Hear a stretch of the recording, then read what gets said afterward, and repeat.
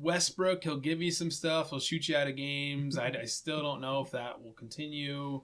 Because he did play well in the first game despite shooting 3 of 19. So I'm going to say Phoenix in 6. I need Kirby to back me up here. When we were on our way down from our hike on Saturday, I started to rant a little bit about the fact that there's a couple teams in the West that I think are particularly vulnerable to upsets, and Phoenix is one of them. And I think I have the Clippers in this series, and then they won game 1 and looked really good.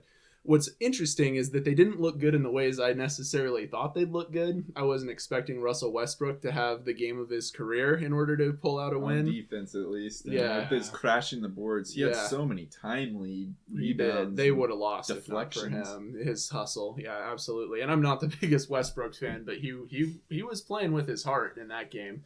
It might have been like the first time I think I've ever rooted for Westbrook. The dude was kind of winning me over in that game just with his hustle, and also because I'm rooting for the Clippers in this series just because Durant's a hired gun, and I'm just not a big fan of him. Yeah, it's not my favorite either. And it kind of speaks to why one of the reasons that I think Phoenix is a little bit vulnerable. They don't have a whole lot of experience playing together. They have some cracks in their team that go back a couple of years, and those things just don't heal. I think that Chris Paul is always a big question mark with his injury potential, and they don't need him to like score a bunch of points, but if he goes down, then they don't have their starting point guard, and that changes things even more. And I also think that Ayton is not a very proven finisher. He reminds me a lot of a more talented Nurkic in that his body language gets really negative when things aren't going well. Sometimes he gets into it with his own team or his coach, which, I mean, Nurkic doesn't even do that. But just that negativity, and I think that can really pervade a team. And if things start to go bad, if they lose another game, they're going to start getting angry at each other. They're going to start realizing that they don't know anything about Kevin Durant, and it could get kind of ugly for them. I disagree with the Nurkic and Ayton comparison just because Ayton was dominant leading up to the NBA Finals in a way that we have not seen Nurkic ever do in the playoffs. So at least Ayton has proven that he can be that key piece on a finals contender. Seems like he's regressed a little bit the last few years, or just, I don't know if regression is the right term, but he hasn't played up to that level since. Yeah, I don't know. I was seeing flashes out of him in that game. Durant and him had a couple pick and rolls where Durant was finding him in the 2-man game.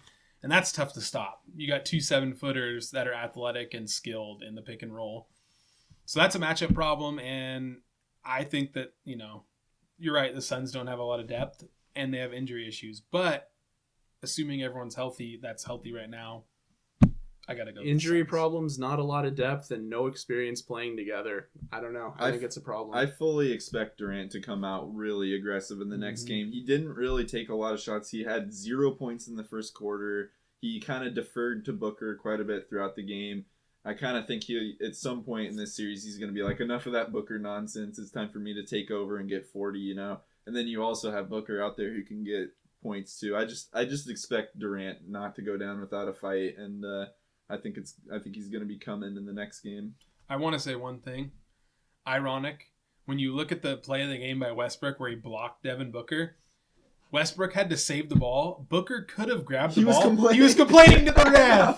That was Instead hilarious. of playing the play out, he was already complaining to the ref, and so the ball bounced off him. Hilarious. Go look it up. That was super funny. He was complaining about a foul when it was clearly hand contact too. Hands part of the ball, Book. Hands part of the ball.